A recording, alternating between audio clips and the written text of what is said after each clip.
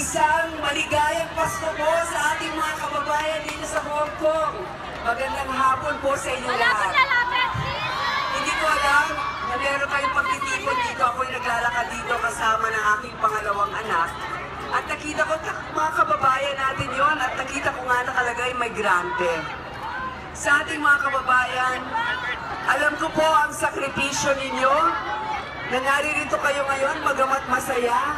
Marami rin kayong mga naiwan na mga mahal sa buhay sa Pilipinas. Nung mga ilang buwan lamang, Pulang.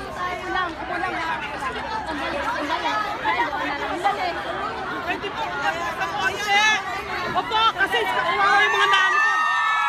Opo, ay, mga ilang linggo lamang ay nakakalipas. Alam natin yung kwento tungkol kay Aling Gloria na nakatira dito sa Hong Kong. Ang nangyari doon sa kanyang tanimbala. At dahil doon, nagpag-usap tayo sa mga grupo katulad ng migrante at ang mga grupo ni Toots Ope, ni Nery Colmenares, para malaman kung paano natin matutulungan ang ating mga kababayan. Sino sa inyo dito ang nahihirapan na sa dami ng mga requirements at fees para pumalik? Sino dito ang gustong pasimplehin ang proseso na yan?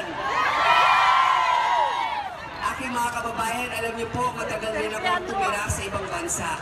Naiintindihan ko ang inyong pinagdaraanan at kasama po ng koalisyon ng migrante, kasama rin po ng mga iba't iba nating mga senador na tumatakbo. Itutulak po natin kung ano makakabuti sa ating mga OFW.